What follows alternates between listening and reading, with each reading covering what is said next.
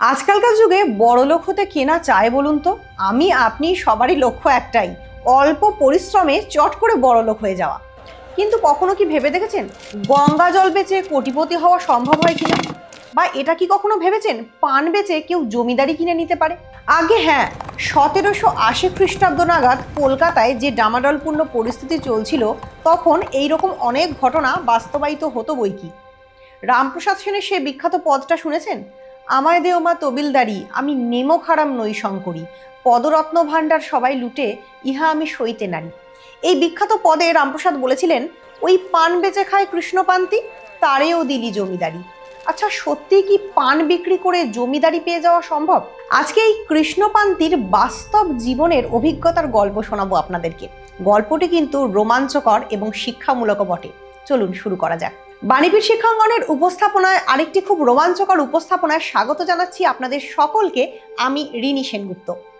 আজকে পুরনো কলকাতার একজন বিখ্যাত ব্যক্তির রোমাঞ্চকর জীবন নিয়ে খুব ইন্টারেস্টিং একটা আলোচনা করব।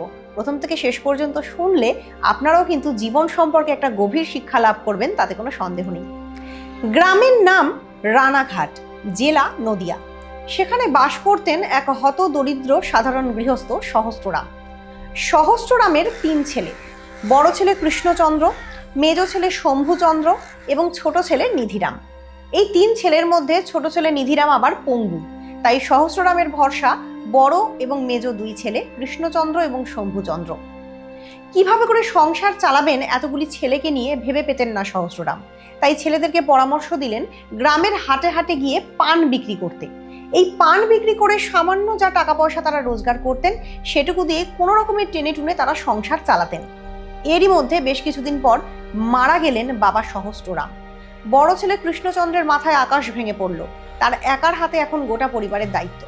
তার মধ্যে আবার কৃষ্ণচন্দ্র এবং শম্ভুচন্দ্র বিবাহ করেছেন। সংসারে আরো কিছু ছেলে পুলের আবির্ভাব হয়েছে, অর্থাৎ সংসার ধীরে ধীরে বড় হচ্ছে। কিভাবে চালাবেন এত বড় সংসার? অনেক কষ্ট করে কৃষ্ণচন্দ্র চারিদিক থেকে নানান রকম ফন্দি ফিকির করে টাকা পয়সা জোগাড়ের চেষ্টা করতে লাগলেন। শুধুমাত্র পান বেচা নয়, হাটে হাটে ঘুরে তিনি বিক্রি করতে লাগলেন কখনো ছোলা, কখনো সর্ষে, কখনো গম, এইরকম নানান রকম দানা শস্য। রানাঘাটের গা দিয়ে বয়ে চলেছে চূর্ণী নদী। একদা নদীতে স্নান করতে করতে তিনি দেখলেন যে তারই সঙ্গে নদীতে স্নান করছেন এক ব্রাহ্মণ। ব্রাহ্মণটি স্নান সেরে উঠে চলে গেলেন। কৃষ্ণচন্দ্র স্নান করে ফেরার পথে দেখতে পেলেন যে নদীর ঘাটে পড়ে রয়েছে একটি পুঁটলি। সংশ্লিষ্ট ব্রাহ্মণ নিজের পুঁটলিটি ফেলে রেখে স্নান সেরে চলে গেছেন। কৃষ্ণচন্দ্র পুঁটলিটি খুলে দেখলেন তার ভেতরে কি আছে।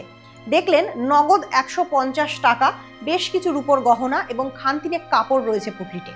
পুঁটলিটি আবার সযত্নে বেঁধে নিলেন কৃষ্ণচন্দ্র এবং আশ্চর্যজনকভাবে পুঁটলিটি বুকে করে একটি গাছের তলায় গিয়ে চুপ করে বসে রইলেন ব্রাহ্মণের ফিরে আসার অপেক্ষায়। সকাল থেকে দুপুর হলো, দুপুর গড়িয়ে হলো বিকেল, এবং তারপরে নেমে এলো সন্ধে, এবং তারপরে ঘন অন্ধকার রাত।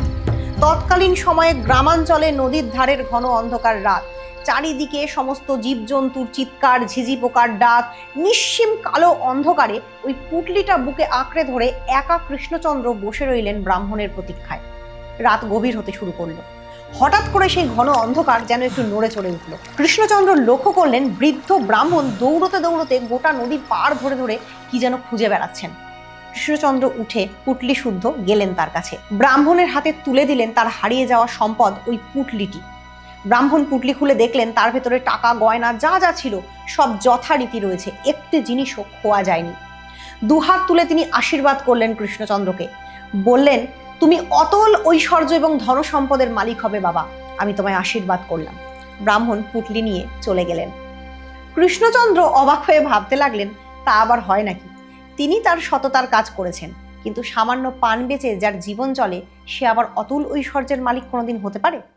কিন্তু পৃথিবীতে বোধহয় এরকম অলৌকিক ঘটনাও ঘটে। ব্রাহ্মণের মনের প্রকৃত আশীর্বাদের জোর যে কতখানি, তা এখনো পর্যন্ত কৃষ্ণচন্দ্র বুঝতে পারেননি। এরপর এলো তার জীবনের পরবর্তী অধ্যায়।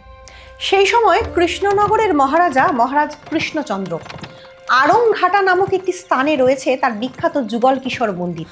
সেই মন্দিরের মহান্তের নাম গোসাই গঙ্গারাম। এই গোসাই গঙ্গারামের বাড়িতে পান দিতে যেতেন এই কৃষ্ণপান্তি বা কৃষ্ণচন্দ্র। একদিন কৃষ্ণচন্দ্র পান দিতে গিয়ে গোসাইজির চরণ ধরে বা তার পায়ে ধরে কেঁদে পড়লেন। আর তো এই দারিদ্র্যের দুঃখ সহ্য হয় না। আজকে তার গুরু ঠাকুরের বাড়িতে তিনি চরম অপমানিত হয়েছেন, কারণ গুরু ঠাকুরের বাড়িতে আজ তার মাতৃশ্রাদ্ধের নিমন্ত্রণ ছিল। সেখানে উপহার দেওয়ার মতন কোনো কিছু না থাকায় তিনি নিয়ে গিয়েছিলেন একশরা নুন। তাই গুরু ঠাকুর তাকে অপমান করে তাড়িয়ে দিয়েছেন এবং সবথেকে বড় কথা, তাকে অভুক্ত অবস্থায় কিছু খেতেও দেননি, বাড়ি থেকে বের করে দিয়েছেন। এই অপমান নিয়ে দু চোখ ভরা জল নিয়ে গোসাইয়ের পা জড়িয়ে যখন কাঁদছেন কৃষ্ণপান্তি, তখন এই গোসাই ঠাকুর তাকে বললেন, ঠিক আছে, তুই এখন মন্দিরে কিছু প্রসাদ গ্রহণ কর, তারপর আমি কিছু ব্যবস্থা দেখছি করতে পারি কিনা। এই গোসাই গঙ্গারাম তাকে বললেন যে মন্দিরের ভোগের জন্য 2 গোলা ছোলা কেনা ছিল, কিন্তু বর্তমানে ছোলাগুলো পচতে শুরু করেছে। এই পচা ছোলা দিয়ে তো আর ঠাকুরের ভোগ হবে না, তো এই 2 গোলা ছোলা পুরোটাই তুই নিয়ে নে। এই ছোলাগুলো বিক্রি করে তুই যা টাকা পাবি পুরোটাই তুই রেখে দিবি, শুধুমাত্র ঠাকুরের একদিনের ভোগের জন্য 9 টাকা 13 আনা মন্দিরে দান করলেই হবে। কৃষ্ণপান্তি রাজি হলেন ছোলাগুলি নিয়ে যেতে।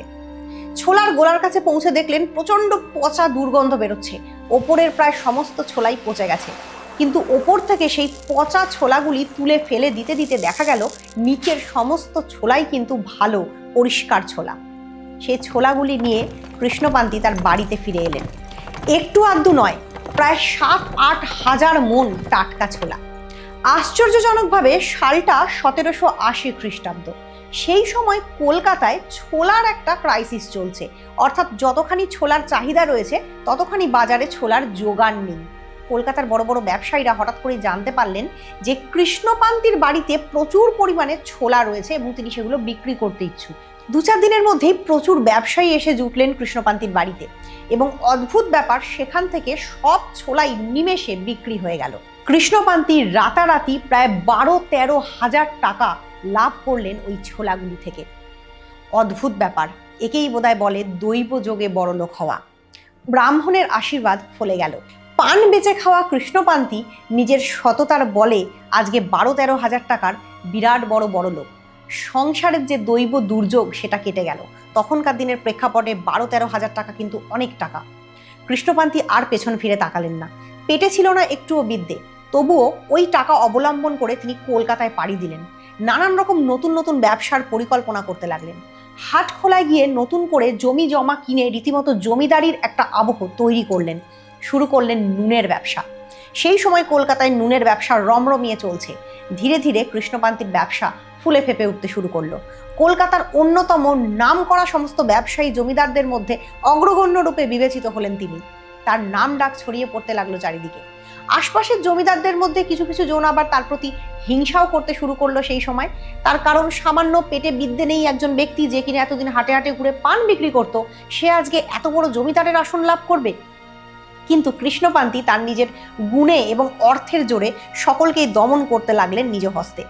এক এক সময় এমনও হয়েছে যে কোনো জমির নিলাম ডাক শুরু হয়েছে, সেখানে অন্য জমিদাররা কৃষ্ণপান্তিকে টেক্কা দেওয়ার জন্য কৃষ্ণপান্তি যে ডাক ডাকছেন তার থেকে বেশি বেশি টাকা ডাকতে চেষ্টা করছে।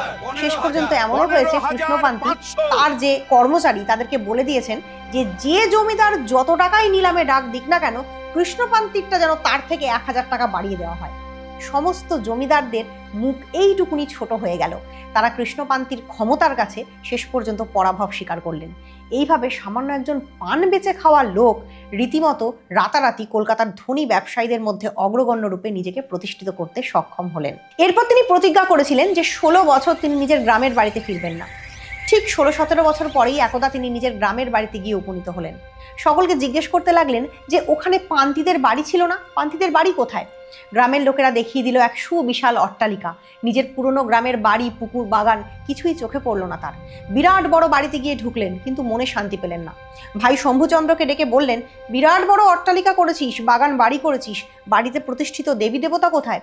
দেবী দেবতার মন্দির না হলে ওই বাড়িতে আমি জলস্পর্শ করব না। যেমন কথা তেমন কাজ। ধর্মনিষ্ঠ কৃষ্ণপান্তি পাশের বাড়ির এক দরিদ্র ব্রাহ্মণের বাড়িতে গিয়ে আশ্রয় নিলেন। যতদিন না নিজের বাড়িতে দেবদেবী মন্দির প্রতিষ্ঠিত করে তাদের পুজো ভালোভাবে প্রচলিত হলো ততদিন সেই বাড়িতে জলগ্রহণ করেননি কৃষ্ণকান্তি। এইরকম ছিল তার মেজাজ, এইরকম ছিল তার ধর্মনিষ্ঠা। শেষ পর্যন্ত রামপ্রসাদের বিখ্যাত পদে অমর হয়ে রইলেন এই কৃষ্ণকান্তি এবং তার ইতিহাস। সত্যি তো, সামান্য পান বেচে যদি কৃষ্ণকান্তির মতো জমিদারি অর্জন করা যায় এবং নিজের সততা এবং একনিষ্ঠতার বলে যদি একদিন শূন্য থেকে শুরু করে জীবনে এইরকমভাবে সুপ্রতিষ্ঠিত হওয়া যায়, তাহলে সততাই একমাত্র মূলধন, এই কথা মেনে নিতে আর কোনো আপত্তি থাকে না।